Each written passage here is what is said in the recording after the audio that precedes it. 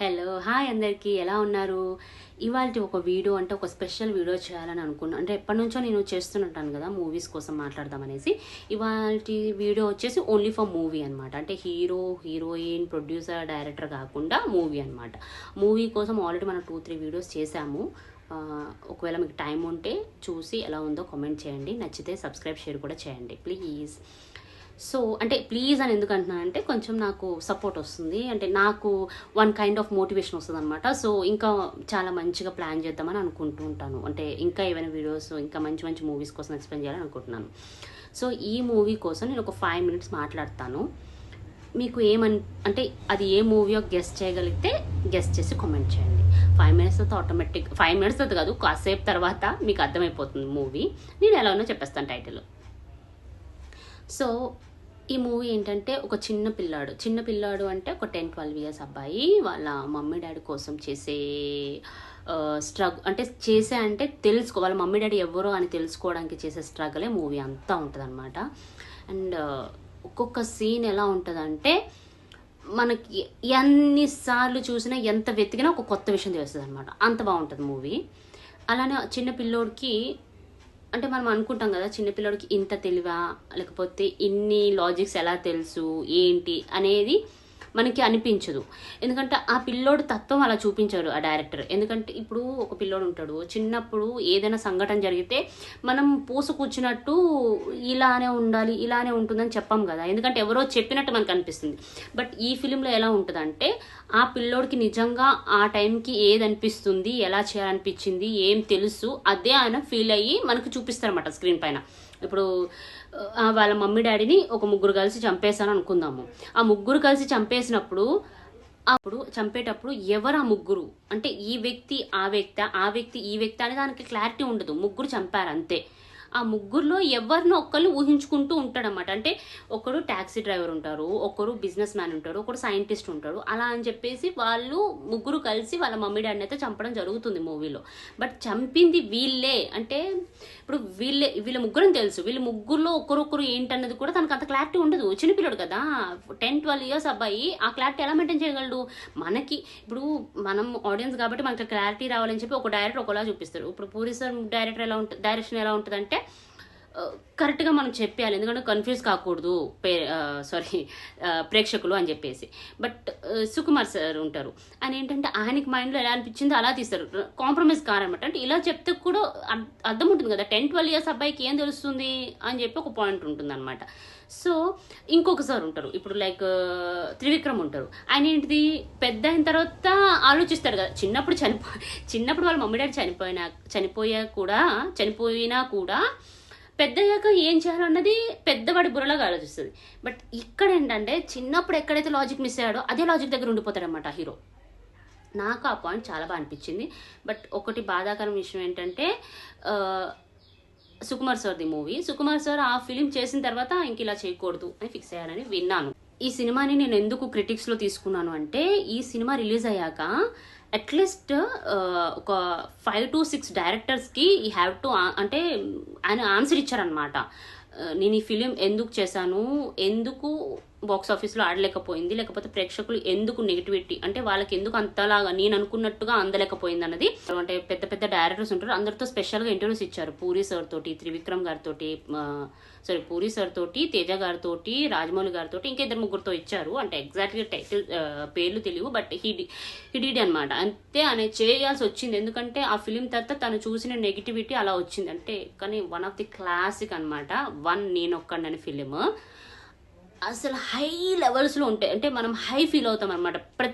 ఒక్కొక్క సీన్ దగ్గర ఈ సీన్ అందుకే ఉందేమో అని ఒక హై క్వాలిటీలో ఇచ్చారనమాట. అంటే దానికి ఎమోషనల్ టచ్ ఎక్కువ ఉంటుంది ఫిలింకి. అండ్ దట్టు ఒక లాజిక్ ఉంటుంది. లాజిక్ లేకుండా సార్ తీయర్ మూవీస్. ఫస్ట్ టైటిల్ కార్డ్ నుంచి చూసుకుంటే తన ఫిలిమ్స్ అన్నింటిలో చూసుకుంటే 100%లో ఒక టైటిల్ కార్డ్ ఉంటుంది. నాన్నకు ప్రేమతో ఒక టైటిల్, అసలు పీక్స్ ఉంటుంది నాన్నకు ప్రేమతో టైటిల్ కార్డ్స్ వేసే విధానం. నేను కొన్ని దాంట్లో టైటిల్స్కే మనం సగం ఇచ్చేయాలి సార్కి. 100 marks మూవీ అంటే టైటిల్స్కి ఇచ్చేసాలి 50. ఇంకా మిగతా 50 కంటే ఎక్కువ ఇవ్వాలి మూవీకి. బట్ అది కొన్నిసార్లు అదే చెప్తాం కదా, కొన్ని ఫిలిమ్స్ ఉండిపోతాయి ఒక దగ్గర, అలా ఈ ఫిలిం.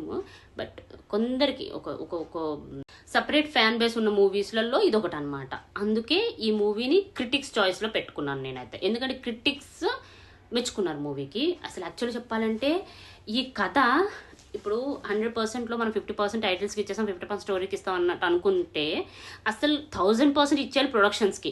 ఎందుకంటే ప్రొడ్యూసర్కి ఒప్పించడం, అంటే ప్రొడ్యూసర్ని ఒప్పించడమే చాలా పెద్ద ధ్యేయం ఒక డైరెక్టర్కి. ప్రొడ్యూసర్ని ఏం చెప్పి ఒప్పించారా అన్నది కూడా మనకు తెలియదు.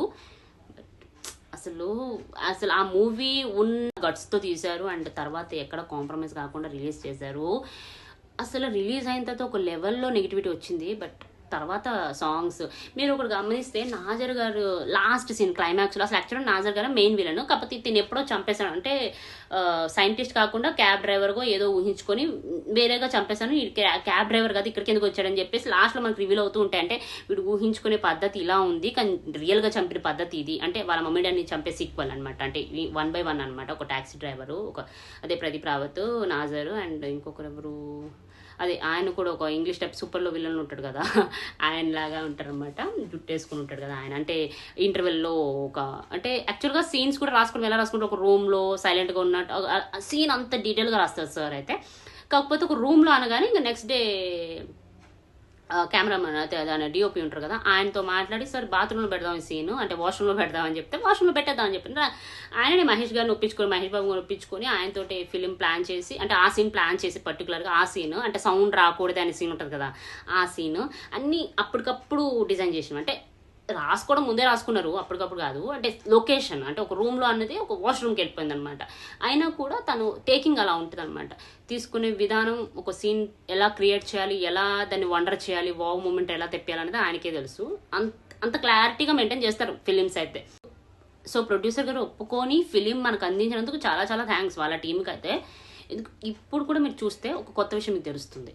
సో అలానే ఉంటుంది ఆ మూవీ. నేను ఒకసారి చూసినప్పుడు నవీన్ పోలిశెట్టి గారి సీన్లో ఒక సీన్ ఉంటుంది, వాళ్ళ డాడీని కళ్ళెదురుగా చంపుతాననే సీన్ ఉంటుంది. బట్ దానికంటే ముందు ఒక సీన్ ఇంటర్లింక్ అయ్యి ఉంటుంది. ఆ సీన్ నాకు నెక్స్ట్ టైం తెలుసు, అంటే నెక్స్ట్ నేను చూసినప్పుడు తెలిసింది నాకు.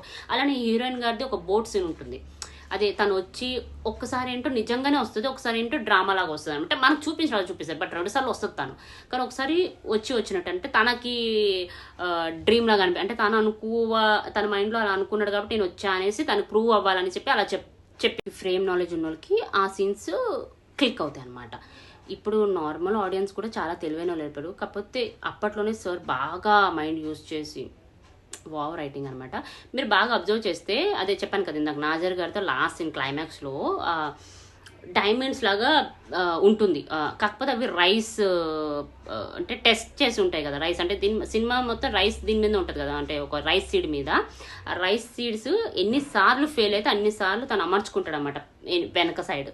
సో ఆ వెనక సైడ్ అమర్చుకున్నదంతా ఆయన ఫెయిల్డ్ అటెంప్ట్స్. అది అంటే లైఫ్ సైకిల్ మొత్తము, అంటే ఒకటి గురించి తెలియాలంటే వాడి చుట్టూ ఉన్నవి కూడా చూడాలి మీరు అనే ఒక లాజిక్ ఉంటుంది. ఇంకా తినది మైండ్ సైకలాజికల్గా కొత్త ప్రాబ్లం అనేది ఉండొచ్చు, కొంతమందికి ఉండొచ్చు అలాంటి ప్రాబ్లమ్. కోర్స్ మొత్తం కోల్పోయాక మనం ఏమవుతామో, మనం ఎలా బిహేవ్ చేస్తామో తెలియదు కదా. తనకు ఉన్నదంతా మమ్మీ డాడీ. ఆ మమ్మీ డాడీ కోల్పోయాక తను ఎలా ఫీల్ అవుతున్నాడు అన్నది, ఎలా ఫీల్ అవుతున్నాడు అని ఇంచ్ టు ఇంచ్ మనకి చూపించడం జరిగింది ఆ మూవీలో. తర్వాత సాంగ్స్, డిఎస్పి సాంగ్స్ ఉన్నాయి మూవీలో, ఒక్కొక్కటి ఒక్కొక్క రేంజ్. ఆ చిన్న చిన్న బీజిఎమ్స్ ఉంటాయి కదా, బ్యాక్గ్రౌండ్ స్కోర్స్ అండ్ మదర్ క్యారెక్టర్తో పెట్టిన సెంటిమెంట్. లాస్ట్లో తను చూపించిన క్యూబ్ ఐడియాలజీ ఉంది కదా, క్యూబ్ అంటే డాడీకి కొడుకున్న గేమ్ని లాస్ట్కి ఎలా క్లూ వదులుతాడు వాళ్ళ డాడీ తనకి అనేది ఆ పాయింట్. వాళ్ళ డాడీ పేరు వాళ్ళ మమ్మీ పేరు తీసుకొని రికగ్నైజ్ చేసే పద్ధతి. అండ్ క్లైమాక్స్లో తను ఇంటికి వెళ్ళే దారిని తను కనుక్కోవడము, దానికి తగ్గట్టు ఒక సాంగ్ మ్యాచ్ చేయడము. మధ్యలో ఒక సీన్ వస్తుంది, వాళ్ళ ఇంటికి తన్ని కొట్టడానికి వస్తుంది కదా, తనపై దాడి చేయడానికి వచ్చినప్పుడు ఒక మొబైల్ నెంబర్ యూజ్ చేసి, అంటే మొబైల్ నెంబర్ని కనుక్కొని పద్ధతి అనమాట. సీసీటీవీ నుంచి ఒక్కొక్క నెంబర్ కనుక్కొని పద్ధతి. అంటే మళ్ళీ నేను ఎప్పుడు చెప్తుంటాను కదా, అంటే కాస్ట్ ఎప్పుడు నాకు ఇంట్రెస్ట్గా అనిపించేది కాస్ట్. మూవీకి ఏదైనా మూవీలో ఉన్న కాస్ట్ అందరూ భలే ఉంటారు. ఈవెన్ హీరోయిన్ కూడా తన హైట్కి మ్యాచ్ అయ్యేలాగా, తన కలర్కి మ్యాచ్ అయ్యేలాగా, తన సాంగ్స్ సెట్ అయ్యేలాగా. అండ్ అంటే పొడిగా మాట్లాడుతూనే, అంటే పొడిగానే మాట్లాడుతుంది, ఎందుకంటే ఆమె బయట ఆవిడ కదా, అంటే ఆఫ్ కోర్స్ మీడియాలో వర్క్ చేసే ఆవిడ అలానే మాట్లాడాలి. అండ్ ఆ మేనరిజం, ఆమె వర్క్ చేసే పద్ధతి అంతా అంతా తనకి సెట్ అయ్యేలాగా సటిల్గా చెప్పించారు. అలానే హీరోయిన్ సైడ్, అంటే ఒక విలన్ ఎంట్రీ ఇచ్చినప్పుడు హీరోయిన్ సైడ్ కుండా బ్యాక్గ్రౌండ్ మొత్తం చూపిస్తారు చూడండి, అలా ఒక క్యారెక్టర్ ఉన్నారు. ఇంకొకటి ఏంటంటే తనకి యూకే వెళ్ళినప్పుడు కూడా, లండన్లో కూడా అక్కడ ఫ్రెండ్ సర్కిల్ క్రియేట్ చేసిన ఫ్రెండ్ సర్కిల్ కూడా తన ఫ్యాన్ నుండి వాళ్ళ డాడ్ సన్, అంటే విలన్ వాళ్ళ సన్ నుండి తీసిన ఒక క్యారెక్టర్. ఎలా కనెక్టివిటీ ఉందో చూడండి, ఎంత బాగా మ్యాచ్ చేశారో. అండ్ పోసాని గారి క్యారెక్టర్ అలా ఒక్కొక్క రోల్కి ఎంతెంత ఇంపార్టెన్స్ ఇవ్వాలో వాళ్ళ టైం పీరియడ్లో బాగా చూపిస్తారు. ఫ్రేమ్ చాలా మంచిగా అనిపిస్తుంది. సో నాకైతే ఆ మూవీ కోసం మాట్లాడాలనిపించి మాట్లాడుతున్నాను అనమాట. సుకుమార్ గారు డైరెక్టర్, ప్రొడ్యూసర్, 14 రీల్స్ బ్యానర్ పైన వచ్చింది, రిలీజ్ అయింది మూవీ. అండ్ డిఎస్పి గారు లిరిసిస్ట్ అండ్ సాంగ్స్కి మ్యూజిక్ కూడా చేశారు. హీరోస్ ఎంటర్టైన్మెంట్ డిస్ట్రిబ్యూటర్ హిందీలో. అండ్ నాజర్, ప్రదీప్ రావత్ చెప్పాను కదా, ఇందాక చెప్పాను కదా, అంటే జుట్టు వేసుకుంటారు కదా, కెలీ సార్ అనమాట, కెలీ డోర్జీ. అండ్ జక్క హరిప్రసాద్ సుకుమార్ అని చెప్పేసి రైటర్ అనమాట ఆ ఫిలింకి. జక్క హరిప్రసాద్ గారు అండ్ సుకుమార్ గారు కలిసి రాసుకున్నారు కదా. సుకుమార్ డైరెక్ట్ చేశారు. స్క్రీన్ ప్లే కూడా సుకుమార్ గారిది, అంటే స్క్రీన్ ప్లే, డైరెక్షను, కథ సగం తద్దుకుంటారు కదా, అలా సుకుమార్ సార్. అండ్ జక్క హరిప్రసాద్ గారు డైలాగ్స్ అనుకుంటున్నారు రాసింది, అదే డైలాగ్స్ కథ రాశారు. అండ్ అర్జున్ వైకే అండ్ తోట శ్రీనివాస్ సార్ అని చెప్పేసి డైలాగ్స్ రాశారనమాట. ఈ Ram Achanta and Gopichand Achanta Anil Sunkara sir, Anil Sunkara sir ప్రొడక్షన్స్లో యూజ్ చేస్తారు. సో డైరెక్షన్ వచ్చేసి సుకుమార్ సార్, స్క్రీన్ ప్లే వచ్చేసి సుకుమార్ సారే తీసుకున్నారు. అండ్ కథ వచ్చేసి ఇద్దరు రాశారనమాట. ఇద్దరిలో సుకుమార్ సార్, జక్క హరిప్రసాద్ గారు. అండ్ ప్రొడక్షన్ వచ్చేసి అనిల్ సుంకరా అని చెప్పేసి, రామ్ అచంట అని చెప్పేసి ఉన్నారు కదా, ఆ టీం అనమాట. అలానే కథ డైలాగ్స్ ఇద్దరు రాశారు మూవీకి. తోట గారు రాశారు, తోట శ్రీనివాస్ గారు అండ్ అర్జున్ వైకే అని చెప్పేసి ఉన్నారనమాట, వాళ్ళు రాసుకున్న డైలాగ్స్. స్టేరింగ్ వచ్చేసి అదే lead actors Mahesh Babu and Kriti Sanon garu. Cinematography చెప్తున్నాను కదా, ఎంత బాగా వచ్చింది అంటే, అఫ్ కోర్స్ ఆయన చాలా ఫిల్మ్స్ చేశారు, మనం చెప్పడం పెద్ద విషయం కాదు. రత్నవేల్ గారు చాలా, అంటే ఆ సీన్ కూడా ప్లాన్ చేసింది తానే, వాష్రూమ్లో అన్నమాట, రత్నవేల్ గారు. అండ్ మ్యూజిక్ వచ్చేసి Devi Sri Prasad. 14 reels entertainment banner మీద వచ్చింది మూవీ. సో అదే అనమాట ఇవాళ క్రిటిక్స్ చాయిస్లో వచ్చిన సినిమా నేనొక్కడినే అని చెప్పి టైటిల్ కూడా చేశారు. అండ్ మీకు ఇంకా చెప్పాల్సిన పాయింట్ ఒకటి ఉంది, నాకు మర్చిపోతున్నాను నేను, అది ఏంటంటే ఎంట్రీ సీన్ ఉంటుంది, హీరో ఎంట్రీ సీన్ నార్మల్గా తీయరు సార్.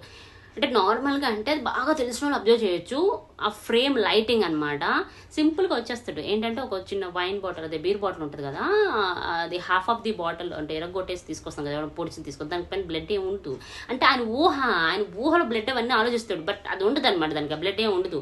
జస్ట్ పోలీస్ స్టేషన్కి వచ్చేస్తాడు, కెమెరాస్ అన్నీ ఆన్ అయిపోతాయి, అని కూర్చుంటాడు అంతే. అదే ఎంట్రీ అనమాట. ఈ సీన్ చెప్పవచ్చు, ఈ సీన్తో చెప్పవచ్చు సార్ ఏం చెప్పాలనుకుంటున్నారో మనకని, అంత బాగుంటుంది మూవీ. సో ఇది ఇవాళ మూవీ అనమాట. ఇవాళ మూవీ ముచ్చట్లలో ఇది నేను ఒక్కని గురించి మాట్లాడుకున్నాం. మీకు ఎలా అనిపించిందో కామెంట్ చేయండి, నచ్చితే లైక్ షేర్ కూడా చేయండి. సబ్స్క్రైబ్ చేసుకోకుండా మాత్రం చూడకండి, please do subscribe and watch my videos. ఉంటా మరి, see you, tata, bye bye.